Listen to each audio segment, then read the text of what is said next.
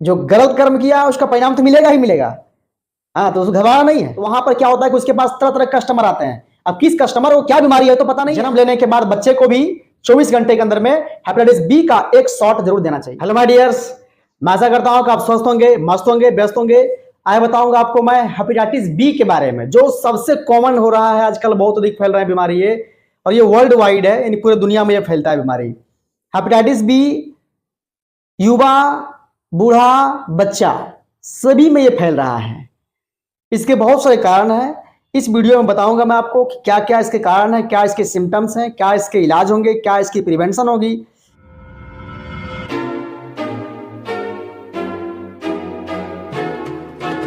Hepatitis B एक viral disease है जो स्पेशली आपके लीवर को अफेक्ट करती है। हेपेटाइटिस यानी हेपेट मींस लीवर और आइटिस मींस इन्फ्लामेशन। लीवर की इन्फ्लामेशन को ही बोलते हैं हेपेटाइटिस। हेपेटाइटिस की अलग अलग टाइप्स होते हैं, जैसे hepatitis A, hepatitis B, hepatitis C, hepatitis D, hepatitis E. 5 तरह के होते हैं। हेपेटाइटिस ए और ई कॉमन है, ये इन्फेक्टेड खाना पानी खाने से हो जाता है। और बी और सी और डी ये बहुत ही डेंजरस होता है, क्योंकि ये वायरल के वजह से होता है, वायरस के वजह से होता है। हेपेटाइटिस बी जो मोस्ट डेंजरस है, और उससे भी डेंजरस हेपेटाइटिस सी है। हेपेटाइटिस बी आपके इम्यून सिस्टम को डैमेज कर देती है और आपके लीवर के सभी फंक्शन को प्रभावित करती है। आप प्रॉपर तरीके से डाइजेस्ट नहीं कर पाते हैं खाने को, आप प्रॉपर तरीके से अपना मेटाबॉलिज्म को मेंटेन नहीं कर पाते। हेपेटाइटिस बी का एक रेशियो है, लगभग दुनिया का 3.3% लोग परेशान हैं इससे, और प्रत्येक साल लगभग 11 लाख लोग मरते हैं हेपेटाइटिस बी से, और प्रत्येक साल 1.5 मिलियन यानी कि 15 लाख लोग हेपेटाइटिस बी से सफर करते हैं, ग्रसित होते हैं, नए नए केसेस आते हैं। हेपेटाइटिस बी होने के कारण है हेपेटाइटिस बी वायरस HBV। अगर कोई ब्लड ट्रांसफ्यूजन हुआ है और उस आदमी का ब्लड इन्फेक्टेड है हेपेटाइटिस बी से, और वही ब्लड अगर आपके बॉडी में अगर ट्रांसमिट हो जाए तो आप में भी हेपेटाइटिस बी हो जाएंगे। हाँ, ये खांसने छींकने से, साथ में खाने से हेपेटाइटिस बी नहीं होता है। ब्लड कॉन्टैक्ट के बहुत सारे टाइप हैं। जैसे कोई मेडिकल प्रोफेशन में है, वो सुई दे रहा है, इंजेक्शन लगा रहा है, तो उस इंजेक्शन को दूसरे पेशेंट में लगाएगा, और पहला पेशेंट को इसको लगाया गया था सुई और उसको था हेपेटाइटिस बी, तो वो ट्रांसमिट हो जाएगा अगले पेशेंट में उस नीडल के माध्यम से। Sharing of razor, sharing of toothbrush, sharing of nail cutter, nail clipper, इन सभी से हो सकता है। रेजर जो दाढ़ी बाल बनाते हैं उसको भी शेयर नहीं करनी चाहिए, क्योंकि कभी कभी कट जाता है ना, तो ब्लड उसके सरफेस पर लग जाएंगे और फिर आपको भी ट्रांसमिट हो सकता है। रिलेशनशिप विद इन्फेक्टेड पर्सन, अगर कोई इन्फेक्टेड पर्सन है और उससे रिलेशनशिप बनाया जाए तो उनका जो प्रॉब्लम है हेपेटाइटिस बी का जो वायरस है वो आप में भी ट्रांसमिट हो जाएंगे। इसलिए alert and safe during intercourse. और एक चीज और है कि अगर प्रेग्नेंट लेडी हैं और उनको हेपेटाइटिस बी है तो उनके बच्चे में भी ट्रांसमिट ये हो जाते हैं, ब्रेस्ट फीडिंग से भी हो जाते हैं। इसके क्या क्या लक्षण होंगे? अगर हेपेटाइटिस बी आपको होती है तो लीवर डैमेज होता है। लीवर डैमेज के कुछ स्टेज हैं जो आप फिगर में देख रहे होंगे।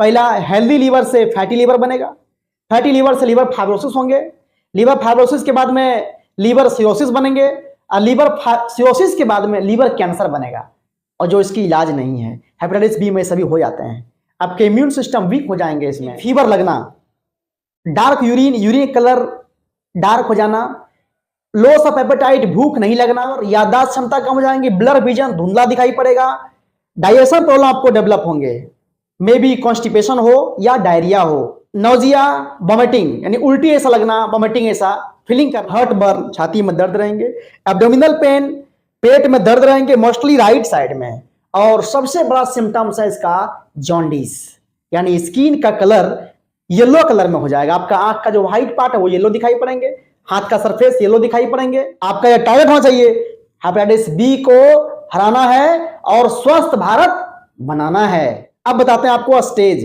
इसके 2 स्टेज होते हैं, एक होता है एक्यूट और एक होता है क्रॉनिक।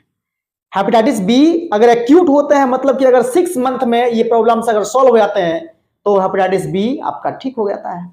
अगर ये 6 मंथ के बाद लंबा समय ले लिया तो वो क्रॉनिक हेपेटाइटिस बी कहा जाएगा। सिम्टम्स जैसे आपको दिखता है तो आप डॉक्टर से तुरंत मिले। हाँ, हेपेटाइटिस बी का जो सिम्टम्स होंगे वो 1 मंथ से 4 मंथ के बीच में कभी भी दिख सकता है। डॉक्टर डायग्नोसिस करेंगे, जैसे आपका फिजिकल एग्जामिनेशन करेंगे, आपकी फैमिली हिस्ट्री लेंगे, क्योंकि फैमिली में अगर किसी को होगा फिर वो दूसरे को भी नुकसान हो जाएगा। फिर आपके बच्चे, आपके परिवार हैं, दूसरे में भी ट्रांसमिट ये होता है ना, सीमेन के माध्यम से या तो फिर सलाइवा के माध्यम से, ब्लड के माध्यम से, ये भी ट्रांसमिट हो जाते हैं।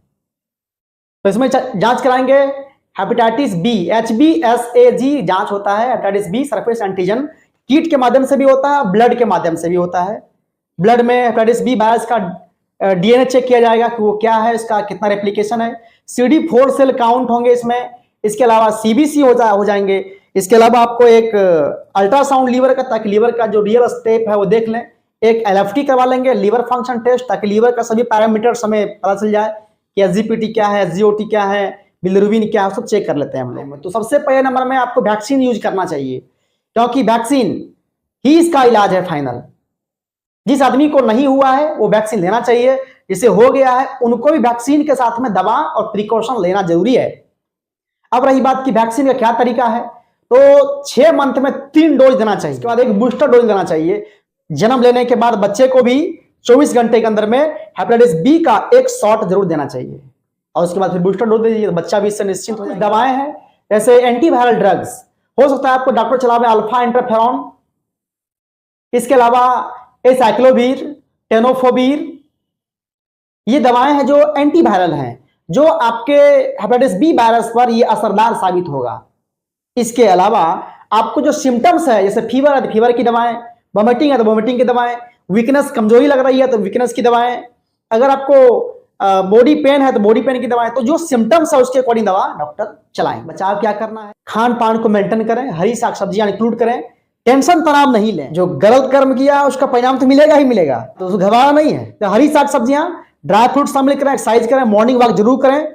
इसके अलावा जो प्रोस्टिट्यूशन की जो एरिया होता है ना, वहां पर नहीं जाएं। बहुत लोग होता है बाहर कमाने के लिए गया और वो आप चला गया अड्डा पर, तो वहां पर क्या होता है कि उसके पास तरह तरह के कस्टमर आते हैं। अब किस कस्टमर को क्या बीमारी है तो पता नहीं है, प्लीज आप वहां नहीं जाएंगे, क्योंकि आपके घर परिवार आपके लिए वेटिंग कर रहा है। सेफ इंटरकोर्स, रिलेशनशिप के समय में हमें सेफ्टी को अपनाना चाहिए। जब भी सुई लगावे हम तो नया सुई का, न्यू इंजेक्शन का यूज करवावे, निडल का नया यूज करवावे। किसी दूसरे का अटेंसिल्स, बर्तन, दूसरे का नेल क्लिपर या फिर सीजर्स, दूसरे का रेजर, ये सब यूज नहीं। दूसरे के बच्चे को भी दूध नहीं पिलावे।